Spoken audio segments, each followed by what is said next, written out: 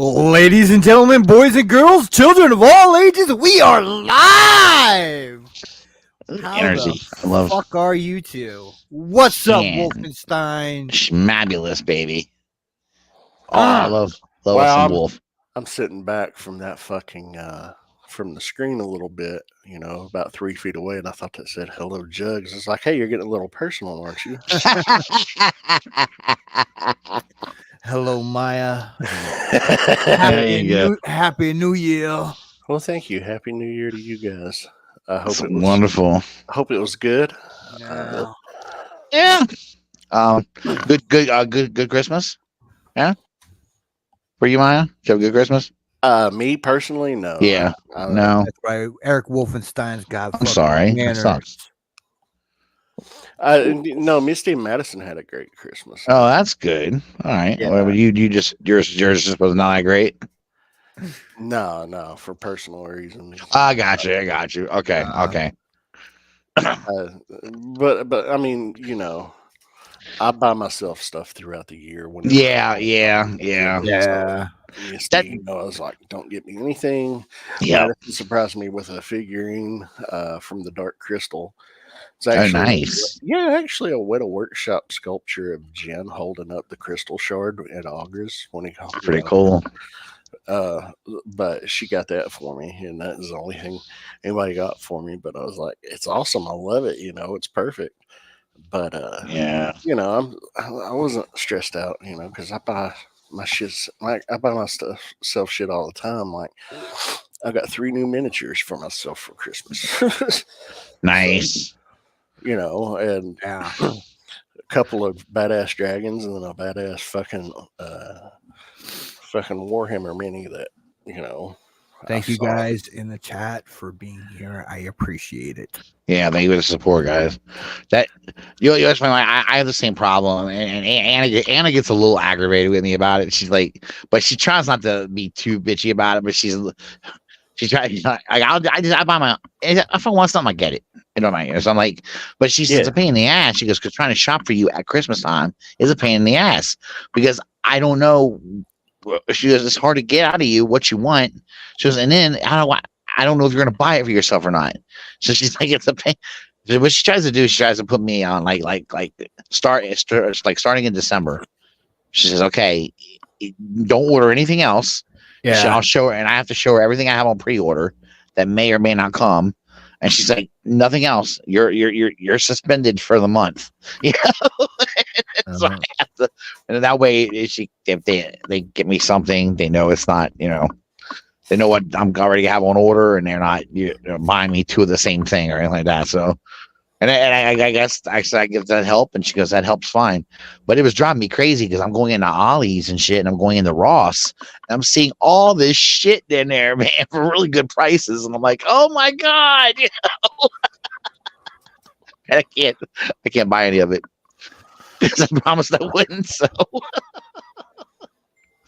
oh man, I was at Ollie's today and found something that I didn't think I would get. It's a Fortnite hang glider thing, you know. I'm gonna use it for my Joes. Yeah, people have been using those for the classifieds. Yeah, I just forgot. It looks like something I think Snake Eye. I could see Snake Eyes using. So I got it's all black, you know. That's badass. And them other ones are all colored. One looked like had a red unicorn on it or some shit like that. I was like, no, I'm not doing that. I hit my Ross before the holidays, but I haven't hit my Ollie's. Yeah, man. Dude, Ollie's at one point was pretty stacked with some good. I was surprised some of the shit that my Ollie still had. I was pretty blown away. They got tons of Marvel Legends. Oh my god! I can't believe how much Marvel Legends they have. I was just like, that new Rogue figure that they had that they put out in that way. Boy, nobody wanted that Rogue. What, the Apocalypse one? Yeah, I think that's the one. That was the Apocalypse one. Nobody fucking wanted that Rogue at all. No. And I was shocked because I thought because I thought Rogue was so popular. Well, the thing was like, that was, Wolfie says Ollie's and Ross have been duds for him. Oh, have they? I've heard some people say that too, that they haven't had as much luck. I've got a couple of ollies that that are Plus close. 3D printing forge. Tyler makes an adapter to use that flight stand for a trouble bubble. Oh no shit! I didn't even think about that. God damn! Because it comes with a flight stand, and I didn't even think about using it for a trouble bubble. Yeah, shout out to Tyler. Yeah, man. Hell yeah! You see, that's cool. Shit. Wow. But I know some people had some people had better luck than others. I mean, yeah, the Rosses that are around me were pretty stocked up. I was surprised how much shit they had. And you would go back and they had new stuff. They had the Masterverse Battle Cats for like $10, like they did on clearance at Target. But yep, yeah, I got I got 2 more of them. And then I got the Origins, a couple of Origins, Panthers, because they were like they were like what $9.99. I did Battle Cat up as Panther. It's fucking cool, dude. That's badass. Yeah, that's cool. That's what I thought they were gonna do is just basically take that Battle Cat mold that they had and just take the armor off and fucking or leave the saddle on, obviously, and just paint it as Panther. I mean, but I don't know if they're gonna do it. They seem to have been left over with so many Battle Cats. There might be a little gunshot to do a Panther, but I have 2 that I haven't fucked with yet. I might do something for Scare Glow. Yeah. And then I guess that you could do one for fucking Faker. Oh man. That Faker figure looks cool as shit. Yeah. I like that. I mean I like the cats because I just use the cats from Mythic Legions, so that's why I do it. I'm always looking for mounts for my mythics, so anytime I can find something that they Jesus, Maya perv. Anyway. Yeah. I tried painting one of my Battle Cats and it went okay. I'm terrible at painting. I really am. I just wanted to do some different stuff with add some more markings on it. And it came out okay, I guess. But I was just like, I'm gonna do it no more. Anna was laughing at me. She goes, "Oh, you gotta get better at it if you try it." I'm like, "No." Yeah. Go ahead. It takes a lot of practice. Yeah, that's what she said. I've thrown away so many figures that I've done. To be honest, the only thing I've been happy with that long term that I've done is most of that Masters of the Universe shit I did. Yeah. Well, I mean, it's not so bad if it's something that you got for cheap, Yeah. You can handle tossing it out. But maybe that's the stuff to practice on is cheaper shit, But I don't know. I like those things. They're like I said, they're good for my mythics fit on them well, and it works out. I also have King Gray. I got the King Grayskull figure. I fucking love that figure. And I had to get a. I was like, all right, I gotta get a Battle Cat for him. Battle Cats for everyone. Let's go. Oh yeah. Here's a cat. There's a cat everywhere. Cat. Absolutely. And I'm like, I got some of the Panthers. I'm like, hey, the vampires can ride the Panthers. That's fine. Good for it. Fucking Oprah. Works out. Look under your seat, everybody. Cats for everybody. Yeah. Hell, it's like my house. Cats everywhere. Yeah. Oh man. Are you becoming an old cat lady? No, there's just one for each of us in the house. Yeah. That's acceptable. I've got 3, and one of them is my fault. I won't lie. One of them is my fault. I mean, I fell in love with his little squiggly ass, and I brought him home. Oh, and Anna, Twix. Twix. Twix is my fault.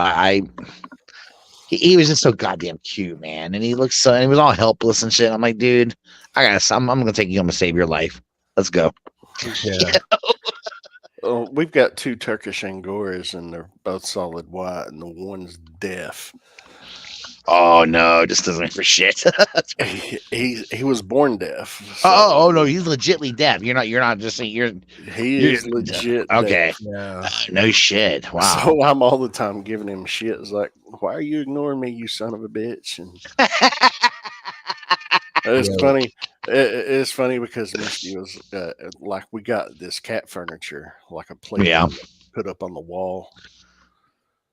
So one of the platforms is a box, and he, instead of getting in the box, he likes to sleep on the box on top of it. Right. Like he'll cross the bridge and climb up there and everything. And he was laying on it twitching last night. And Misty and Madison saw him twitching. They were worried he was going to fall off and have, because he has nightmares. Right. I was like, that fucker can't dream. He's deaf. They just laugh, and they're like, he still can hear, or he still can dream. I was like, no, he can't. He's deaf. He can't hear it. He doesn't know anything that's going on.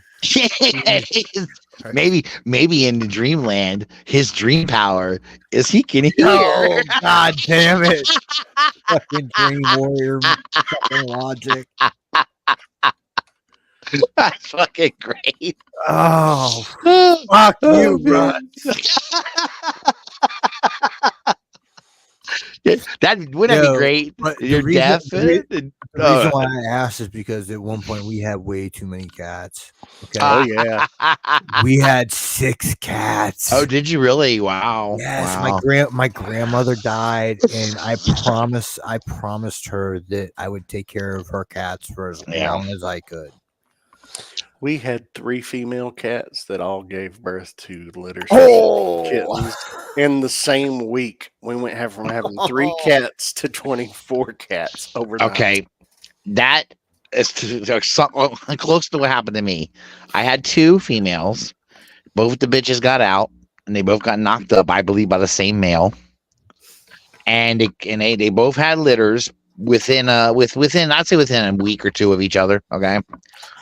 And then I was, we took, they took care of the cats, other kittens, and as their kittens were getting older, I was getting ready to get them and take them to either give them away or get them a little shelter or whatever, right? Because we ended, one had like a litter of 4, one had a litter of 6, and then the little bitches got out. This kills me, man. I used to tell my fucking kids, keep that fucking door closed, and wouldn't listen to me. And both of the bitches got out again. They got knocked up again. Before I could even get them fixed or anything, they fucking gave birth again. Each of them had like a fucking six kitten litter. Before I knew it, I had their kittens had gotten grown up enough that the female kittens were going out and getting knocked up as well. Oh, I told Anna, I said, this is a fucking nightmare. I'm done. I swear to God, every time I turn around, there's another bitch that's pregnant in this house. Jesus Christ, I wouldn't have been able to deal with that shit. I was going nuts. Luckily, all the cats I dealt with were fixed. Oh my God, dude. It was 3 from my grandma, and then we had 3, and like they were all 3 of them were like all 6 of them were like completely different personalities, and like alpha cats that just like they're all fighting for control. Yeah. Well, I think that when we first brought Twix into the house, I mean, my female was just having none of it. She's just like pissed off, did not like his ass. But if he came near her, she would just beat his ass, man. So we had to keep him up in our bedroom basically for like the first 2 months we had him here, and just until he got a little bit of growth onto him. I wanted him to be able to have a little weight to him or something before he had to go toe to toe with that bitch again. So, but our other male cat, that was my mother-in-law's cat. When she passed away, I did the same thing you did, Nick. I promised her I'd take care of him and everything. Yeah. And he's a good cat, man. He has what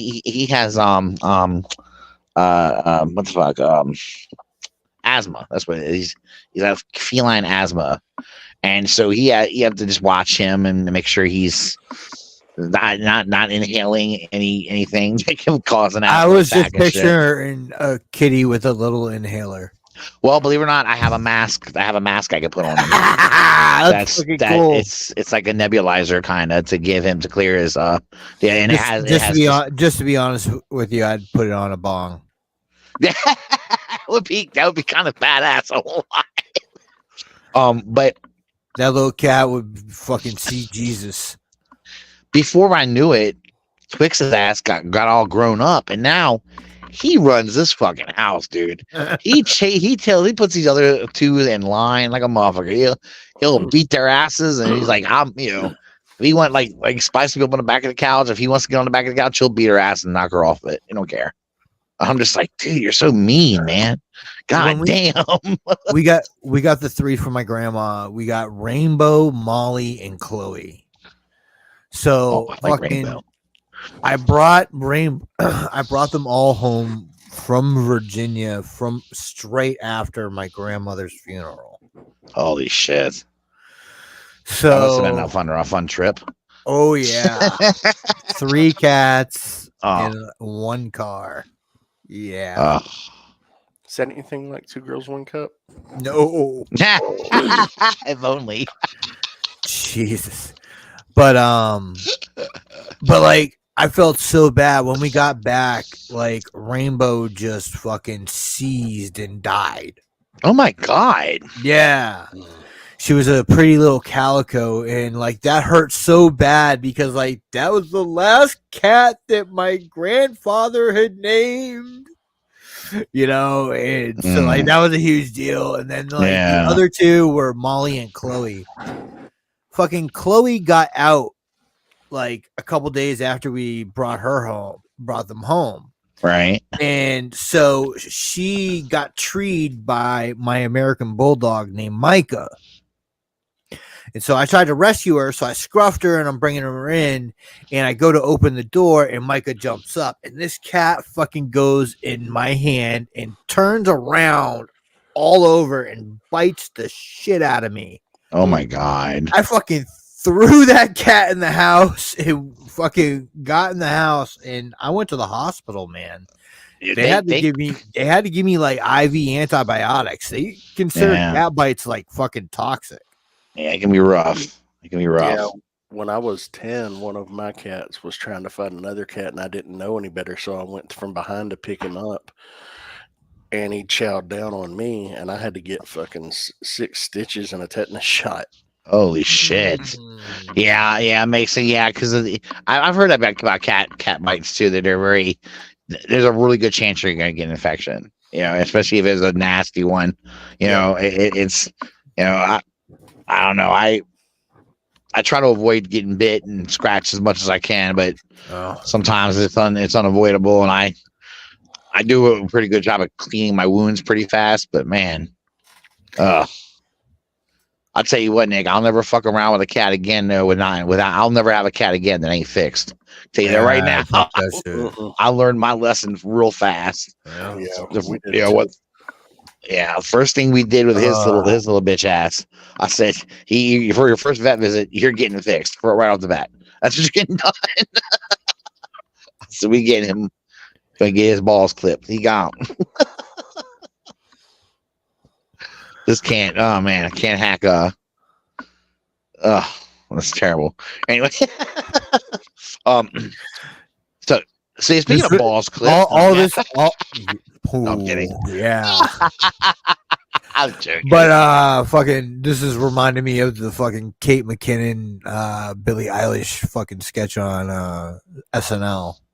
Kate McKinnon did it before with another castmate. I think it was Kristen Bear, where they do the fucking cat rescue thing, and they name the cats like Squiggly Mr. Colonel Butt or whatever. It's fucking hilarious.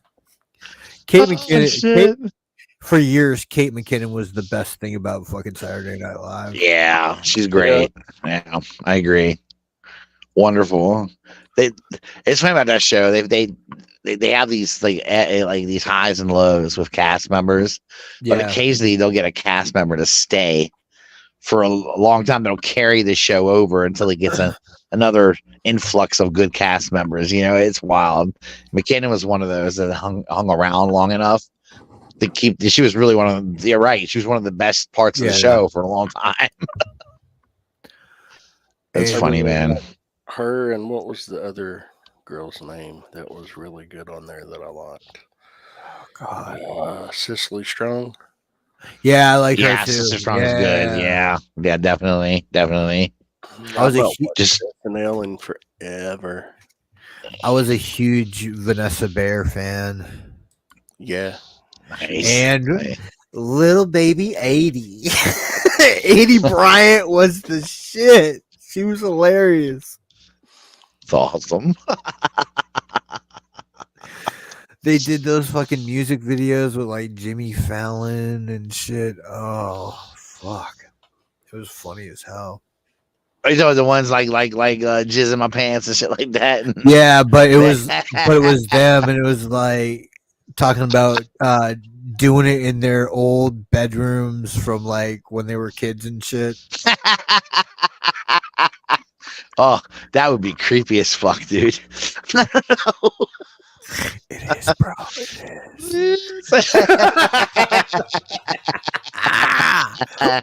Look, yeah. Oh god.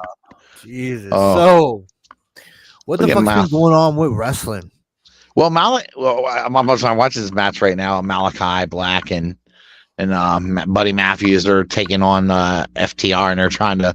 If they win, the FTR has to become members of, and after has to join House of Black.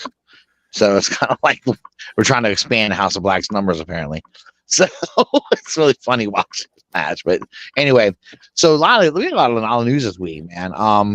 Really, WWE has just been all over the fucking place. First of all, the big talk this week has been either Sasha Banks or Mercedes Moné, whatever you want to call her, right? Whichever, right? It's gone back and forth. First, we thought AEW had signed her, right? Then we find out AEW has not, in fact, signed her, right? And that she's still in talks with WWE and AEW, and at first, WWE didn't want to match the money, didn't want to give her the money she wanted. But then we found out AEW apparently would give her the money, but not some of the. They wanted to make her too exclusive. Right. She wants the ability to do some other things. And AEW, that's not like AEW. Normally they're pretty free. They let people do whatever they want. But with her, they were trying to lock her down a little more than. Yeah. So WWE comes back, and they're back into the thrill into it again, and apparently they're willing to throw more money at her, I guess. So it's quite possible that she's going to get. Charlotte just signed a new deal, by the way. I don't know if anyone knows. She's now not the wealthiest, but the highest paid female in WWE now. Charlotte is. Well, but Sasha wants a contract that's like hers, pretty close to what she makes. And she's the hot commodity right now, really a hot free agent. So the WWE wants her back. That's what they're going to have to do, pay her what she wants.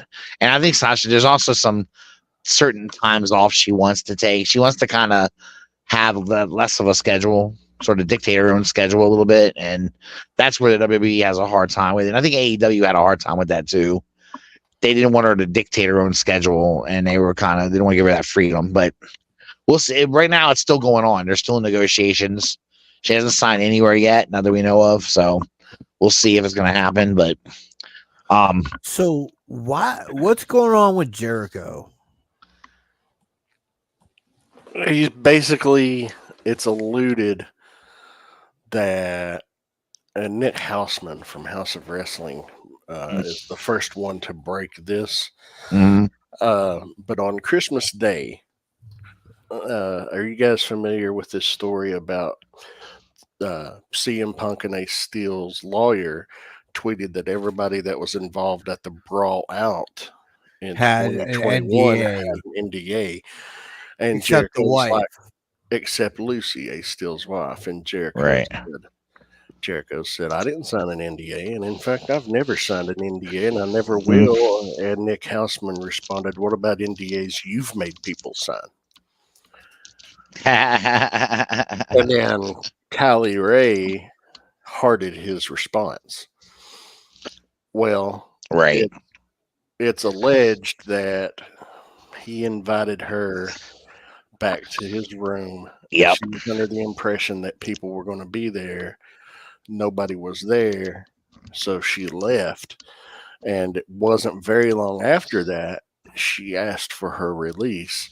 And Tony Khan, in a press conference 4 years ago, after a media scrum after a pay per view, said, well, what about Kylie Ray? And they said, oh, she's left. And, you know, the split was super amicable. She wanted to leave and we were happy to let her go. And, you know, no problems, this and that. But yet, when presented with the question during the media scrum at World's End this past Saturday, Tony Khan, sitting there in a fur hat and oversized sunglasses, asked the question, was asked the question by one of the wrestling reporters. And he was like, well, what are you doing in order to ensure the safety from sexual harassment for women specifically? And he's like, oh, we're the safest company on record, women and men, you know. And he's just given this non-answer and going on about the company's safety record. And I'm like, don't get me wrong, I love AEW, but you motherfuckers are not safe at all. I would argue the AEW might be the Wild Wild West in pro wrestling at times. They're really, I mean, I just think they're not done any favors by Tony Khan. No, they're not. I don't think so either. They really need somebody out in front of him. Like, he is not Mr. McMahon. Do not do this. Fucking get somebody in front of him and get somebody backstage that is gonna fucking settle shit down. Like, you've cut loose Arn Anderson, like got Jake there. Maybe Jake. I do you really want Jake to be your locker, like, dude? Yeah, it's weird, man. It's just I love Jake Roberts, but at this rate, all he's going to do is fucking smack somebody with an oxygen tank that he has to lug around with him everywhere. I know, right? Yeah, they just. I feel like their locker room leadership, as well as their just company leadership, I think is just kind of gone haywire. And I'm gonna be honest with you, I think it's gotten worse. It got a lot worse, and I don't mean to give him too much credit. But after Cody Rhodes left, I feel like a lot of shit started going haywire, and now we're starting to see that Cody Rhodes did more behind the scenes than a lot of people realized at keeping stuff calm, keeping things going a certain direction. You hear good things about Jon Moxley, right? Yes, yeah, and then you hear really bad things about Jon Moxley also. Yep. I do, yeah. I've heard some stories about him where they're telling him, "We want you to put you in. We need you to put this guy over," and he basically go, "Fuck yourself. I'm putting him over." But and they say he's going into business for himself sometimes.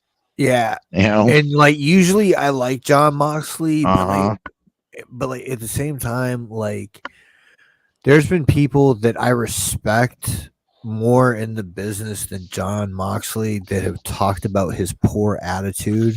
Right. Yeah.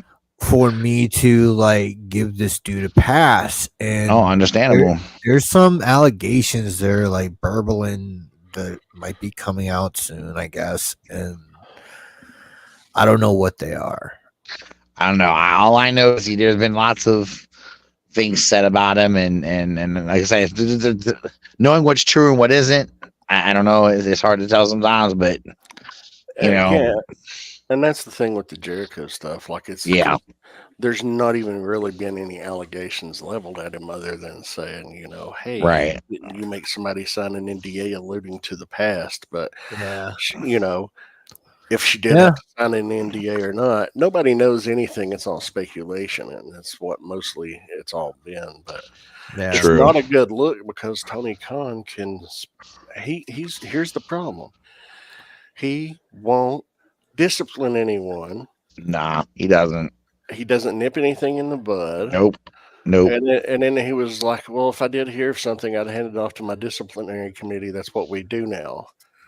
Oh, the disciplinary that fired the biggest star on your roster for bullshit that he didn't start. Yeah. You know? Yeah. I don't think I don't think that you could keep CM Punk on that roster. No, not as long as the Bucks are there. Yeah. And but yeah, like, the investment in the Bucks is gigantic. Well, and I don't know. They paid CM Punk pretty good money. I know, but like, it's tough to, I know what you mean, though. The Bucks. I also don't think that Daniel Bryan took any pleasure in booting CM Punk out of AEW. I don't think or being a part of that decision. I don't think I think he is the scapegoat. That he's taking responsibility for it. He's taking responsibility for it. He's like, it's one of the hardest things I've had to do, but at the same time, wow. I don't know. I'm not. It all falls on Tony Khan. You're the owner. Yeah, that's where the buck stops with him. It should. You're absolutely right, Maya. It should, but it doesn't. It stops. Yeah. It stops with the Bucks and Kenny Omega. Yeah. And a little further down the line, Hangman. They run the place, and let's not pretend that they don't. Oh no! No, I think there's definitely we've seen you can if watching this long enough and you paying attention, which superstars on their roster have a lot of pull and who don't. You can just tell. You can see it, and I think there's definitely some that have I think a lot of sway on Tony Khan as well. Mm-hmm. As to what way he'll go, what decisions he'll make and what direction he'll go on certain issues. Yeah. But and everybody's friend first. Well, I know, and that's seeing you can't run a company like that. That's the problem. He and eventually he'll get it. Yeah, I think Wolf's got it here too. Tony Khan is in over his head and doesn't know what he's doing. I think actually, Wolf. That's funny. Wolf said you say that, Wolf, because I agree with you. I felt he was over his head from the very beginning. It feels like he's got to get some asshole there.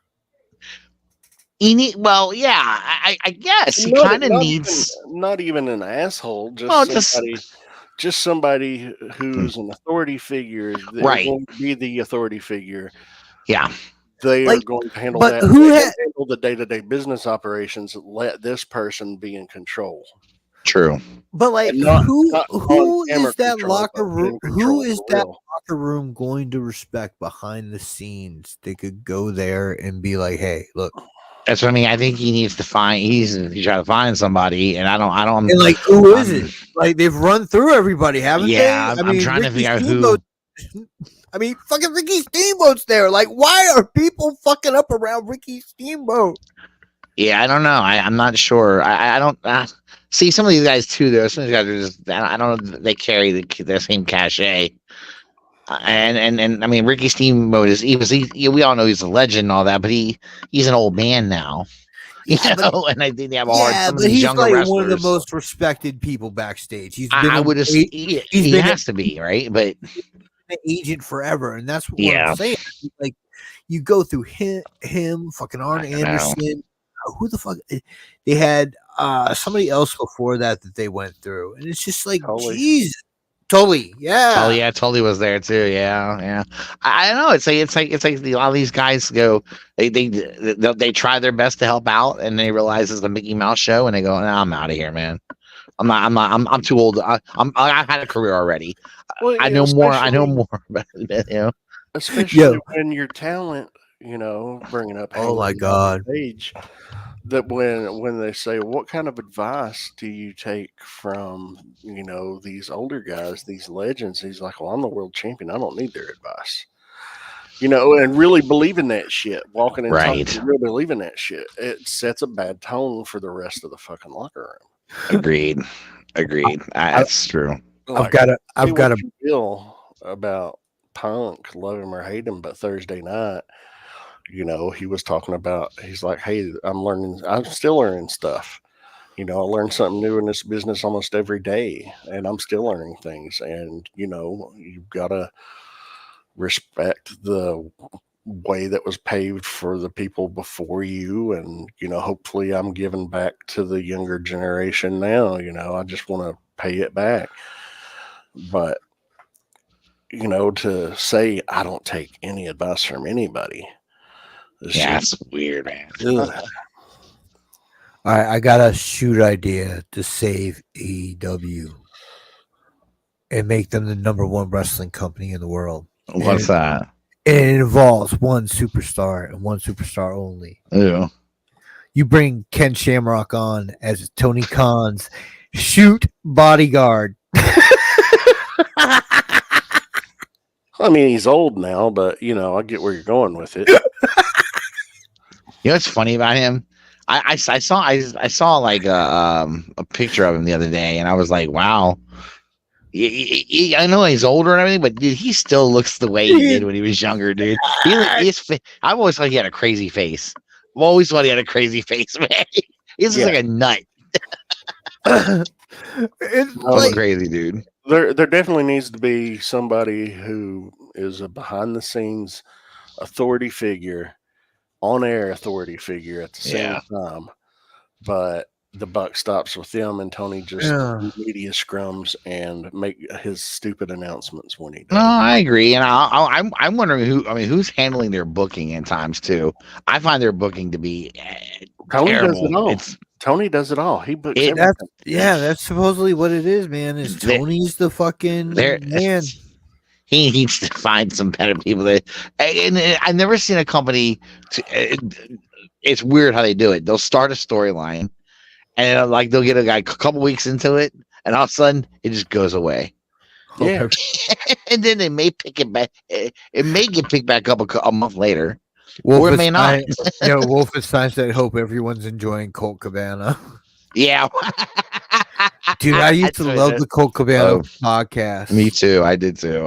This is Colt Cabana. Yeah, I listen to Busted Open radio whenever I can, but I don't hear it. I don't get to hear it as much as I used to. But I don't either. And the other one, shit. There was another wrestling shit. It was really good that we listened to too. I can't remember. Well, I know Big Sexy's got his. And I listened to that. Yeah, and I've shout out to the 11th Soft family. Yeah, I've caught a couple of episodes of his show, and I swear it's funny. I thought it was going to be a bunch of DL old school, not necessarily DX, but a whole bunch of click stories, right? But boy, he talked about a lot of cool stuff on that. And he's not afraid to go at anybody. I love it. He'll tell about anybody. If you ask him about someone, he'll tell you straight up, And some of these guys are friends of his too, and he's not afraid to say, "Hey, look, that guy had his issues." Congrats to him. He's overcome them, but man, he was a fucking douchebag back in the day. It's fun while listening to him talk. But the people that he's had come in and watch matches and do shit like that with the people that pay the premium membership, right? Like Enzo, Alex Shelley, RVD.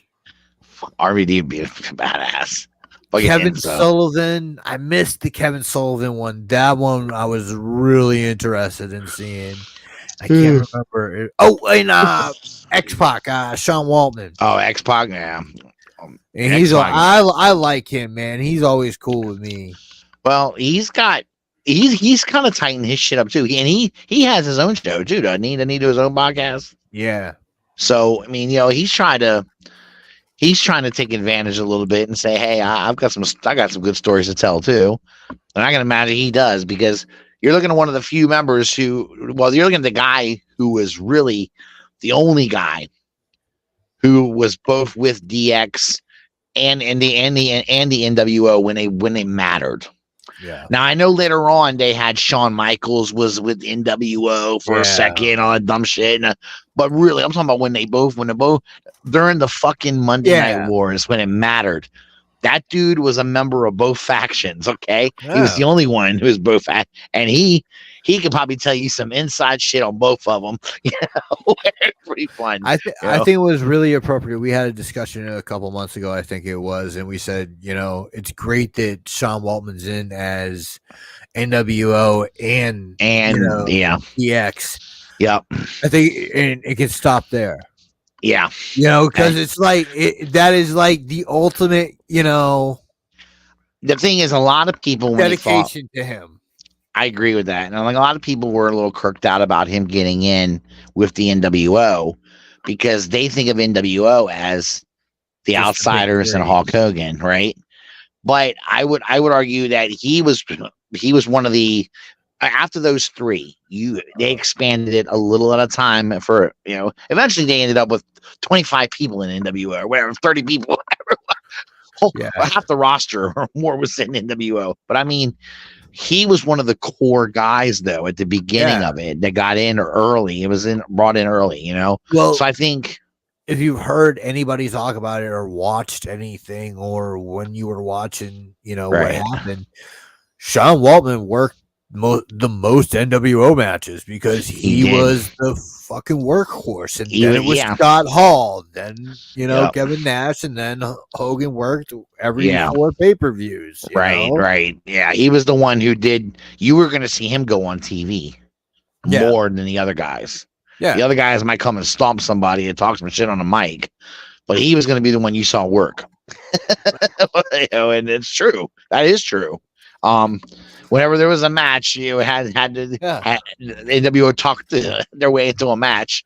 He was going to be in it. You know? I think that's one of the most underrated feuds, and I think people absolutely hate that feud of him and Flair. Yeah, I like that shit. I thought it was great, man. Well, I just like the shit he talked. Look, people don't give him credit for how good he was on a mic. I'm telling you, that little bastard could talk some shit on the mic. He was pretty good. I mean, go on. Who could? How could you not love the 1, 2, 3 kid or the Lightning Kid or whatever the fuck he would buy? It was great, man. There's a reason why he was brought into that upper echelon of wrestlers in the WWF back in the day because they liked him and he was a good worker and he knew his shit. Like they counted on that brother to be like, hey, this kid's worth working with, or absolutely, he's not, you know, right. You could get the up from kid. You know, they knew they could work with you. Yeah, and it wasn't too many guys. I think for a good while, there wasn't too many young wrestlers coming in that I think the elder guys, the elder statesmen, felt comfortable with.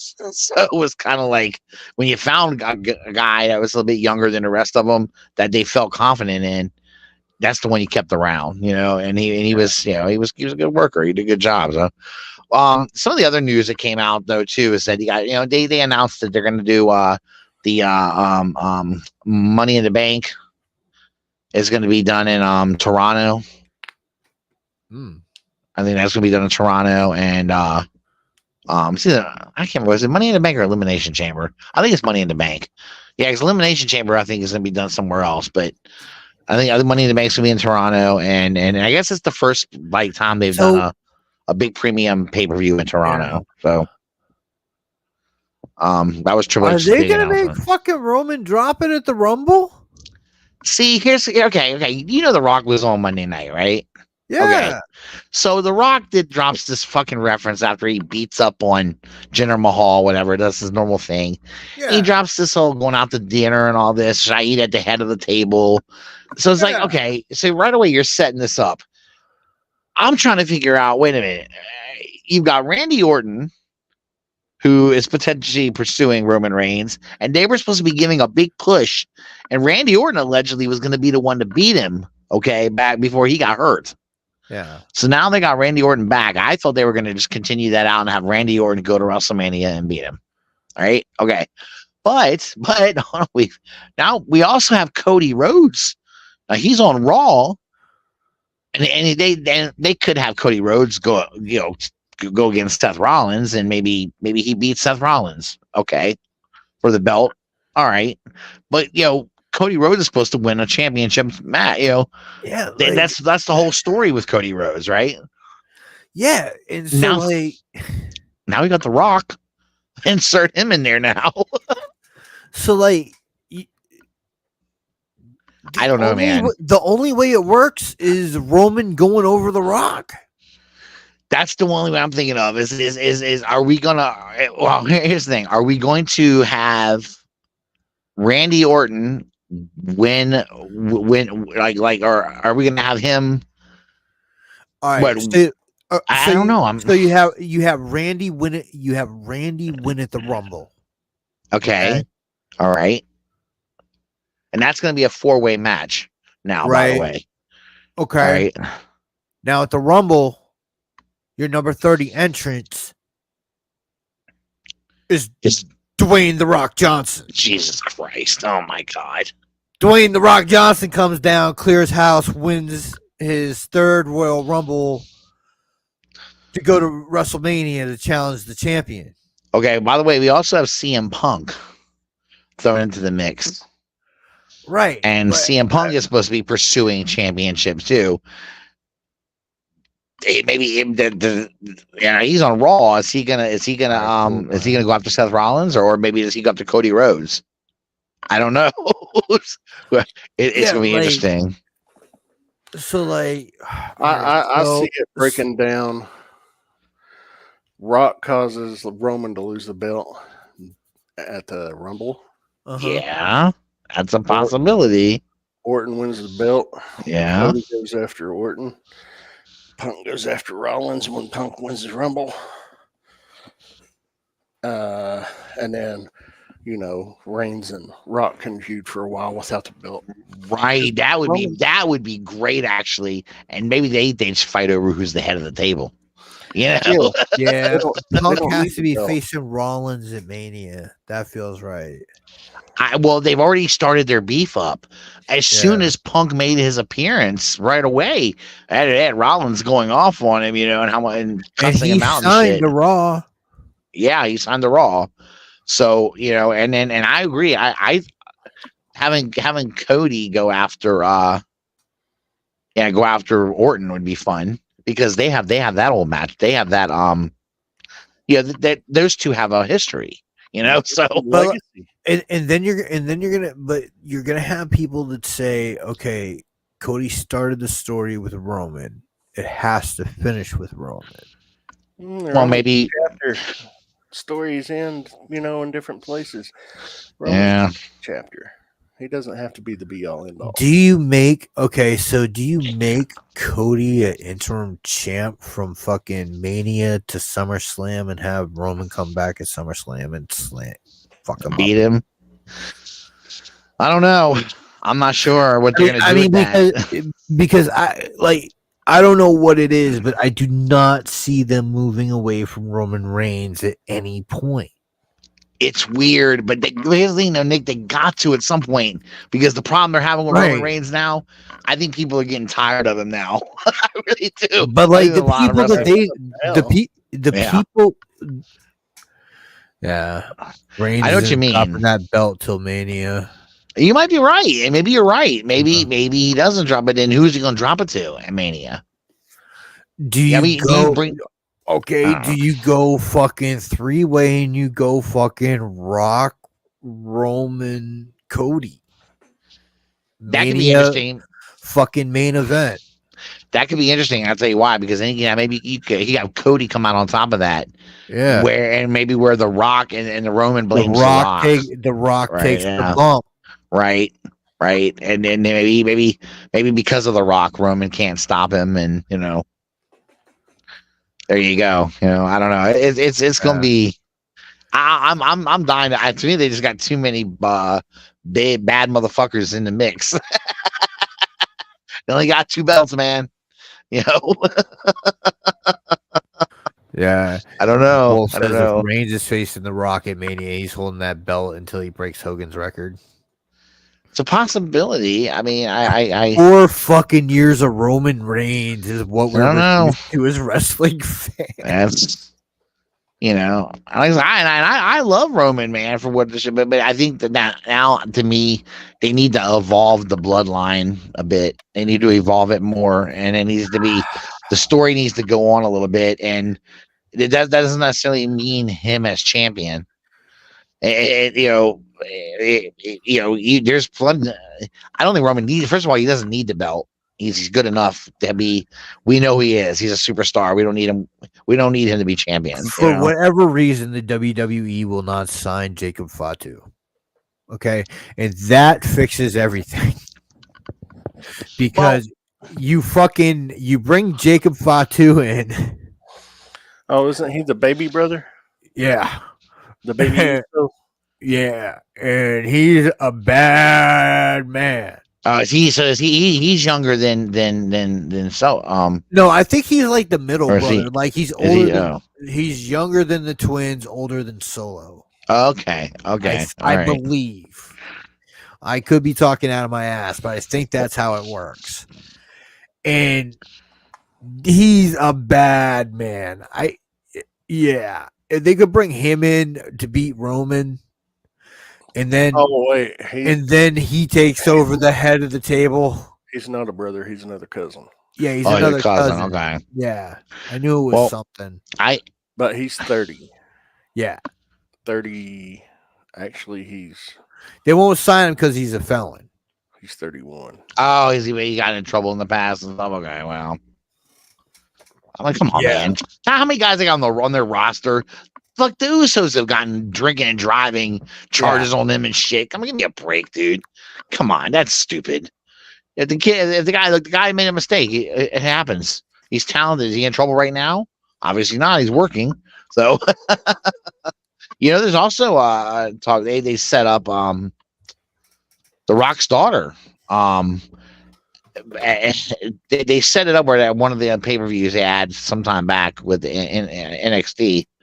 Where Paul Heyman was there, and he had a little bit, and they kind of had the cameras on him, and he was having a discussion with her or whatever, and then they kind of showed the camera through the window, and they're having a conversation, talking, and then just this past week they asked her what's her position now, what is she doing, and she's talking about she said, well, a wise man once told me that eventually Sean's going to need some help down here, and then I should keep my head up and when it's time, offer my services to help him out. Because so I'm basically just helping Sean out the Commissioner Michaels out to help him keep things in line and giving him good ideas and all this. She's supposed to be kind of like Sean's assistant, right? But the fact that she dropped a wise man on it, I was like, oh god, I think they're setting her up to be brought up into the I think she's going to end up in the bloodline. I do, and I think it would be interesting with The Rock possibly going up against Roman Reigns, right? What if she shows up and betrays her dad? What if she fucks her father over? That's definitely some WWE shit to do. It definitely is, dude. And I mean, I thought I said, oh my god, dude. Oh, beautiful. Then you book as she got the idea from Dominic, and she's infatuated with Dominic, and she can start fucking feuding with Rhea. There you go. Because I gotta tell you, I think they want to push her. I'm just worried they're gonna throw a championship belt on her too quick. Because because supposedly her in-ring work isn't bad, but we don't hardly get to see it though. And she hasn't working. She hasn't had enough matches where we got to see anything yet. So we're gonna have to see her grow for a little bit. I think so too. I don't want them to put a belt on her too fast. I think she's turning 23 this year. She's still a baby, man. Let her. Yeah. But You know, because I remember they did a shit. I feel like they did it with Rhea. They put the belt on Rhea really quick back, and I didn't like it. I didn't like it at all. I was as soon as she came on the roster, she's a bad bitch. Well, no, she is, but and I'm glad she has the title now. Don't get me wrong. She's dominant as shit. But when she first came up on the main roster, they threw that belt on her real quick. I was like, wait a minute, dude. You got that's just saw that talent. I tell you what, she's a sexy little thing, man. A little goth bitch. I love it. Let's leave the wrestling top on a positive with Rhea Ripley. Yeah, Rhea's a good positive leave. And let's move on to a Bleeding Cool article. Fun. And I think this is a really good discussion. Okay. So this is the cover to Night Thrasher. Okay. He was a hero created in the 90s for the New Warriors comic. I actually had an issue of Night Thrasher #1 back in the day. Yeah. Okay. Night Thrasher's not one I'm familiar with. He's leaving the 90s behind him. Fabian Icieza, excuse me if I'm mispronouncing it, did not take fucking kindly to that. And he told them that, hey, you're still making money off of what we did in the 90s. What the hell have you done recently that's made any money? No shit. Wow. Yeah. That's pretty good. And he came with fucking receipts. Like, yeah, let me see. Nice. Can I ask Marvel a question? As former advertising manager who made your house ads, what the fuck is that copy line supposed to mean? You profit every day from work done in the 90s. The character is wearing almost exactly what he wore in his originally series in the 90s. Do better. Damn. And then adding in response to comments, I have no clue what the content of the comic is. The whining is just about the advertising approach. It means absolutely nothing and says less about the book character. It's a bad copy line. Wow. I just want to credit this correctly. It's an article on Bleeding Cool by Rich Johnson. Jesus Christ, kind of leveled him, man. Yeah, man. Like, and he's right. He's like, it's like, yo, stop throwing body blows at the shit that we liked in the 90s because it's the fucking foundation for everything you're doing right now at Marvel. All I can tell you is that you're doing it and you're not doing it as well. Yeah, I like that. I like shit that was when they were doing in the 90s. A lot better than a lot of modern shit.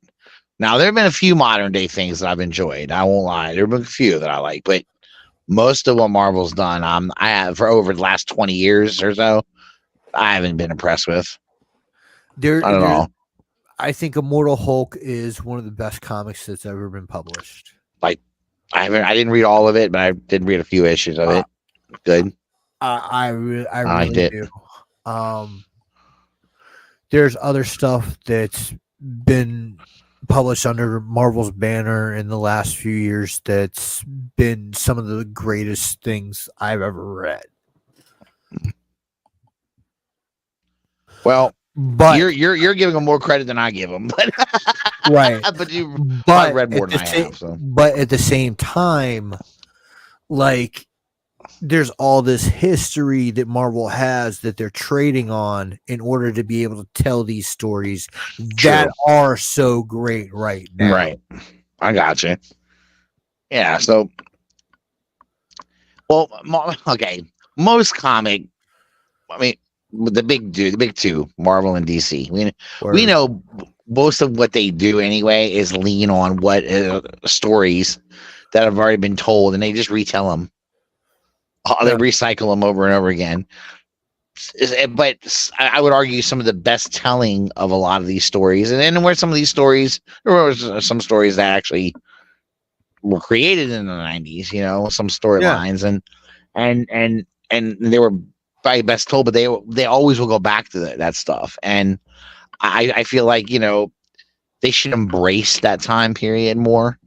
Yeah. Than, I mean, you're done mining the 80s. Right. They've already strip mined everything from the 80s Yeah. that they can. They've Yeah. moved on to the 90s to, completely, take those properties that were created then and those storylines then and build on them. That's Agreed. what happens. Comics Yeah. cannibalize themselves, and that's how they That's stay alive. true. And it's It's you the same know, with any medium, really. Ah, yeah, I could argue with that. Yeah, you could argue with television. Tell me how many reboots of TV shows do we get? You know, same thing with movies. Movies are constantly getting getting redone. Hell, I'll even argue video games have gone back to it now, where we're getting a new retelling of video games. everything's Not some being remastered. Yes, absolutely. They're bringing back the same. They're bringing back an old school game, only like you said, remastered, done Yep. better. But it's. I so want to see this fucking show. God damn.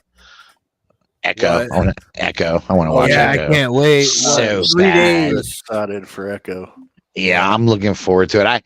It hasn't been too many I've been excited about, but sorry, I didn't mean to change that like that. But Oh no, that show just caught. I just saw a commercial for it, and I'm like, oh, fucking badass, dude. yeah. But I feel like they're it's always going to be recycling always because new ideas are hard to come by. They are. It's tough to come out with new shit. That's a good segue to this next part. Mm-hmm. Marvel is going to be published again. This is according to article on Bleeding Cool, reported by Rich Johnston. Marvel will be publishing Jonathan Hickman's House of X in chronological order. Interesting. So you're going to get the story in order that it happened, not what the hell they gave you. Huh. And it brings so many questions to mind because people have hated this era of X-Men. Yeah, I know. I remember a lot of people having issues with like House of X, and I don't know. It's a rough era to be a fan right now. Some of the way they did some stuff with characters that I wasn't like. I don't know. Yeah, I didn't care for and showed that, but there's just a lot of stuff there that it's going to end up being picked apart years from now. Somebody's going to take apart these little plot pieces that they've laid down. Right. And it's going to change the X-Men in some fucking innumerable way. Well, the thing is Jonathan Hickman was basically, from what's understood, and I've just seen some reporting of it, I believe it was on CBR. It's when Jonathan Hickman took over the X-Men, the story was supposed to go for a lot longer than it has. Okay. Mm-hmm. Everybody felt that Hickman's storytelling, I guess, was too slow. Right. So they fucking panicked, went with everybody else in the office, and sped everything up without explaining all this new status quo that he had. Of course. Yeah. So he had those 2 6-issue miniseries to set up like this status quo that he intended to be like the next decade of X-Men stories. Jesus. And they just fucking ramrodded right fucking through it and napalmed the entire like trees of the story and fucking blew it out in like 3 or 4 years. It's like, holy shit. And then like the crazy thing is he's now running the new Ultimate Universe for Marvel. And it is fucking wild, beautiful. I can't wait for the next issue of that every fucking week. It's like, what the fuck are they doing? Like, because then we go to the fact, again reported by Bleeding Cool and Rich Johnston, that to end Krakoa and go into the next era of X-Men, Rob Liefeld on a podcast said that they approached Jim Lee to come and draw X-Men and take it over. That's fucking amazing. And they said that it was a substantial offer. Now, didn't you say that? Where's Jim Lee is working? But this is coming from Rob Liefeld, right? Right. But so who knows? Isn't Jim Lee working with DC right now? Yes, Jim Lee is the head of publisher of DC. Okay, so he's. But like Liefeld said, this is again according to that podcast and Rich Johnson's reporting that basically Jim Lee turned it down because of the job he has with DC right now, because of how posh it is. Like he doesn't have to do a full fucking series of writing of fucking penciling. The last time he tried full-time penciling was like 2016, and he was behind, as I remember, on Suicide Squad, and they had fill-in artists to help with it, and he was just doing he was doing some interiors that were questionable. An issue on Suicide Squad for the first 7 issues back in 2016, according to this. Yeah, but like the thing is like that. If there's truth to it, and it's like something that's substantiated, that shows how desperate fucking Marvel is to get out of this Krakoa era. I've not been keeping up with the X-Men stuff. I will give you. I've got to give you credit, Maya. They have they have stuck to the Iceman storyline of Iceman being gay.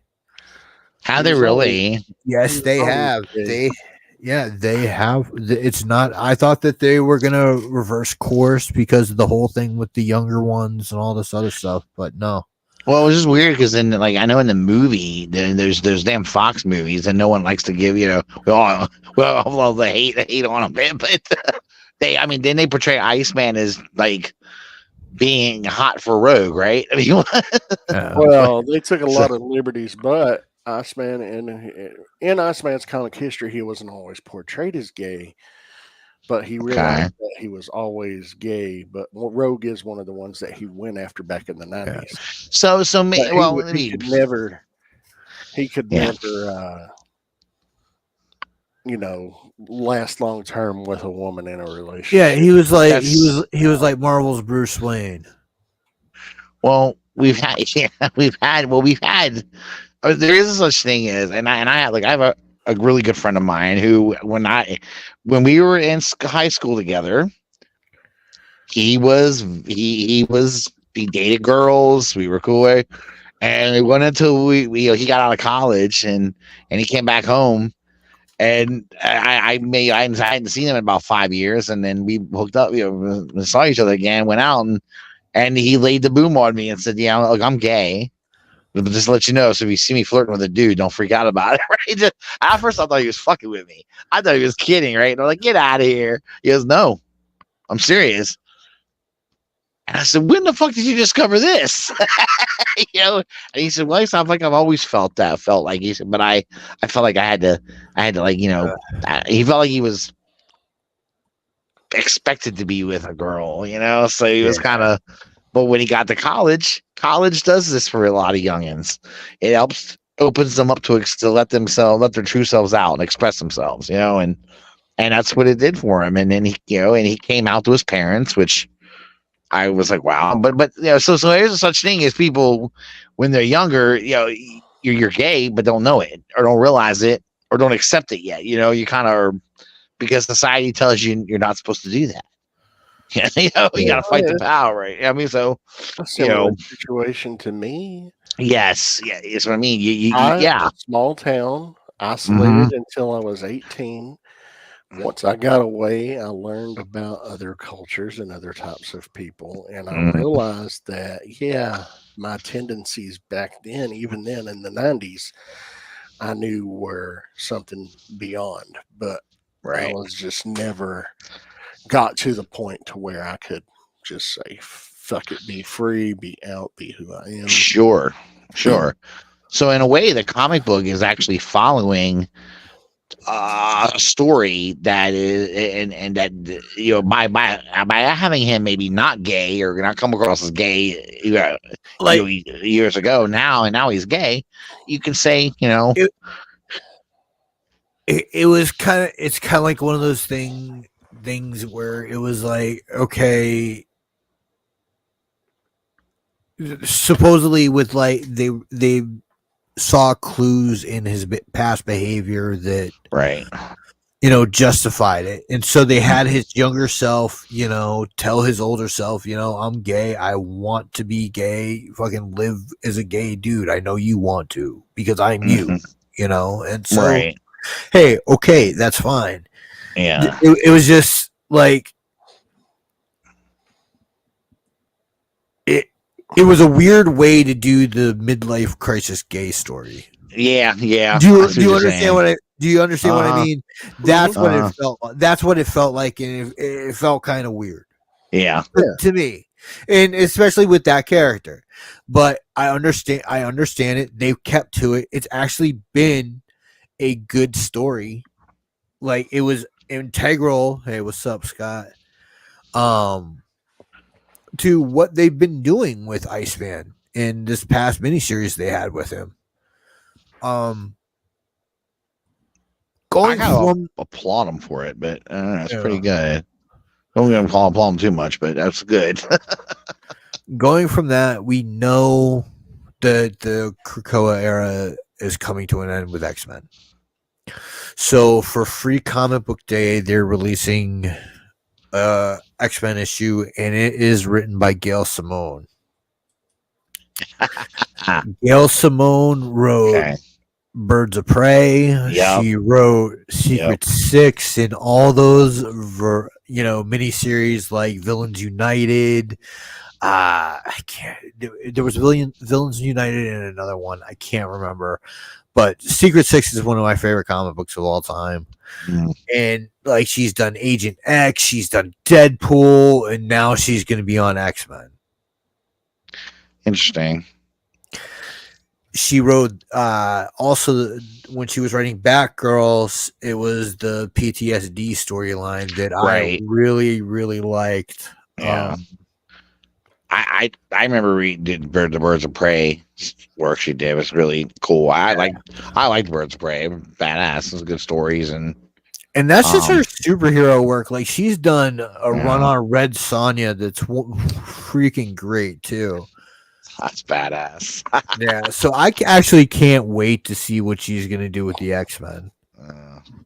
It's like like, she seems to be the type of person that's going to be able to come out of this Krakoa bullshit with a bounce. You know what I mean? Like, yeah, because she writes funny.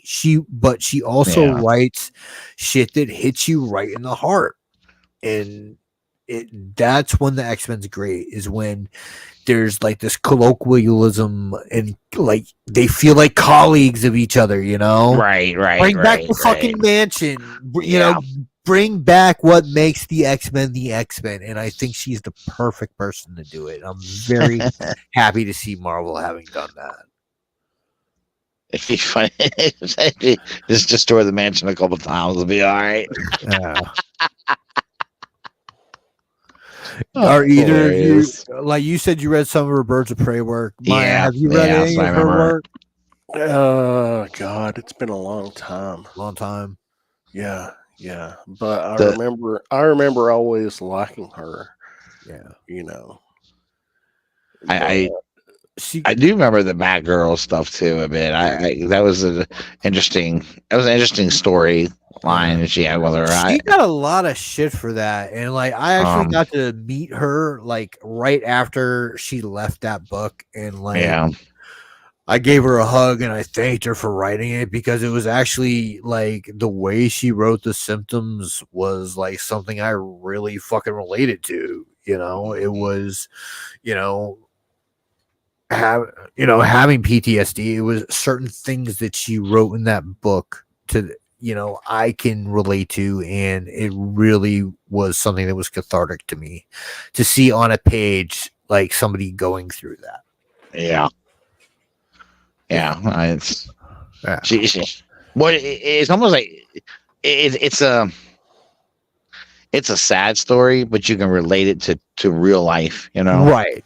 And it's like, damn, and there's a lot of people that have a hard time just day to day, and with that suffer from that, and it's no matter what it is, there's a lot of traumatic things that can happen in life that can fuck you up, real bad for a long time. So that's interesting. She's a pretty talented writer. I don't know. I think she could do something good with the X-Men. She could be nice because she's not afraid to take on topics that are deep and like some people would probably say it's a little too much for a comic book, a superhero comic book. But I don't know. Maybe the superhero comic book's the best way to do it. Yeah, and she's done a run on Wonder Woman that was really good too. Like, I never read that. That's not bad. Right. Yeah, she does work. It's just not all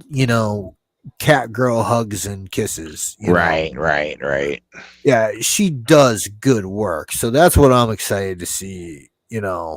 From her on the X-Men. Nice. Yeah. That'd be good. And then we come to our last story. DC Comics has told Marvel Comics that they own X-51 the Machine Man. I love this. This is interesting. The story behind this is that Jack Kirby, when working for Marvel, did a work for hire book for Marvel, who had licensed Marvel to do 2001 A Space Odyssey comics, drawn and written by Jack Kirby. Damn. Jack Kirby came up with X-51 the Machine Man in this book, and Marvel has just used him nonstop throughout the history of their publishing. DC is owned by Warner Brothers, who I think they own the rights to 2001: A Space Odyssey. They do own the rights. I'm not sure if it's through Warner Brothers or through Universal, because Warner Brothers owns Universal. So either way, they own the rights for 2001. Right. So DC has let Marvel know, hey, Machine Man's ours now.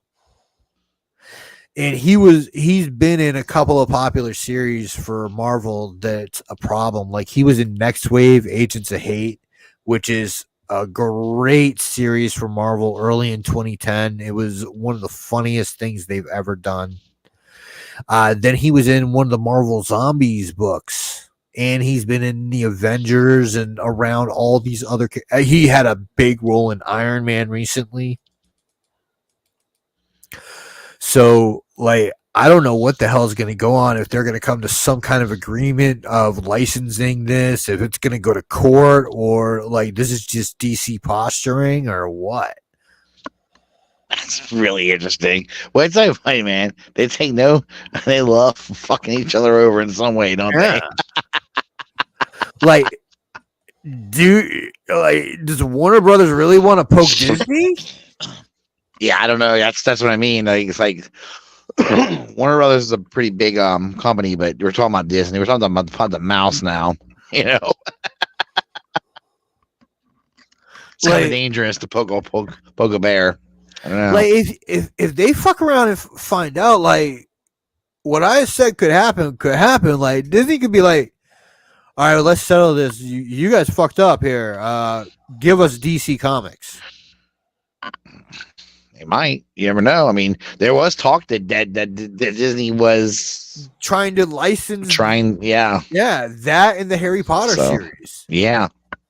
So it's not like they're I don't know. The Disney's got so much. Disney's a fucking cash cow. We know it. They've It's got. like, it's like,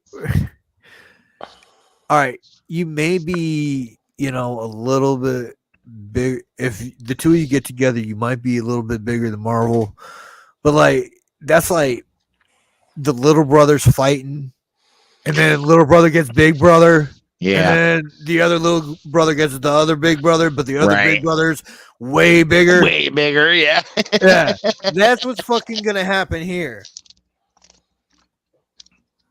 Yeah, I don't know, man. I mean, I think it's interesting. There's a lot of I'm one of those people that I believe Disney will.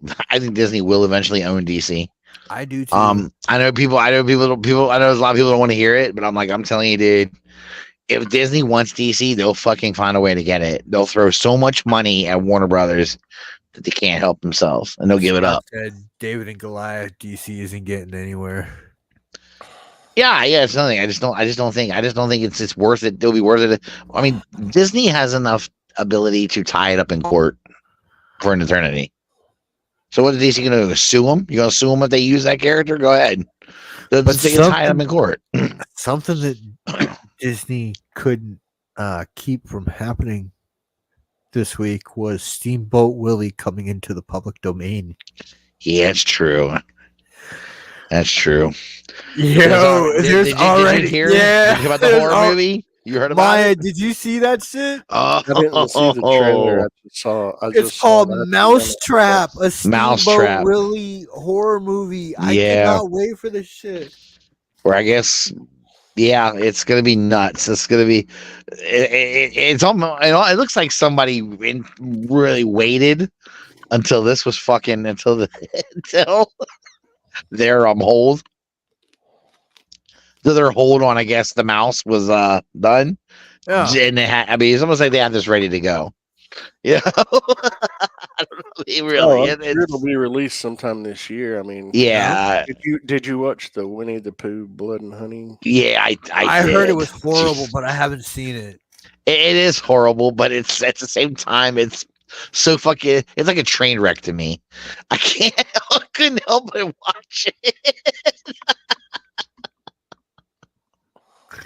Oh god! What do you think, Maya? Oh, I haven't seen it. That's why. Oh, you haven't? Yeah. Oh, yeah. It's. I'm trying to equate what I would say another movie to it. Remember the Barbie movie I was talking about, Nick? I loved it so much. I love the Barbie movie because for that same reason, it's a train wreck, and I couldn't help but to laugh at it and be just amazed at what I was watching. Couldn't believe it. Oh man, I think we're gonna go ahead and get off early because I got a game tomorrow. That movie, by the way, that Barbie movie did like $2 billion, dude. I know it's fucking still going. Shit ton of money. Fucking hits a Barbie world. God, dude, I couldn't believe it. I was like, you're kidding me. It's got a good message, a positive message for both women and men. But I didn't enjoy the movie. I'm not taking anything away from it. It was well shot. It was well casted, well acted. I'm not taking anything away from that. Had a positive message, but I still didn't like it. I just thought it was cornball. It was so cornball. Like it was just corny and dreadfully like. And I agree with you. If you weeded through all of the shit, you could find the messaging that they were putting out, and I get it. But the messaging to me was a lot of times I felt like it was overshadowed by the silliness and the stupidity of what you're watching. And I'm like, oh God. A lot of people do struggle picking up context, and it's true, they do, and I think they made that movie to where you have to be a person that's really good at it, or you have to really look for it. You have to be looking for it. Like I think if you watch that movie multiple times, you can like the second and third time you watch it, you'd catch a lot more than you did the first time. You know, especially if you know what to look for. But man, surviving that movie again, I don't know if I can do it. It's just bad, but Jesus. All right, but guys. so is the mini boom. Are you ready to wrap it up? Yeah, man. I didn't realize it's like 11 already. Okay. Yeah, basically. This is when we try to wrap up so everybody can get to the hangout and stuff. That's fine. All right. I love y'all. Thank you for watching this week. As I said, Yeah, thank you for the support. Anyone who was in the hangout with us, I appreciate it, man. We had a good amount for us. That's pretty good. So thank you. I really appreciate it, people. Love y'all. Peace, love, and hair grease. We're out. Adios. Later.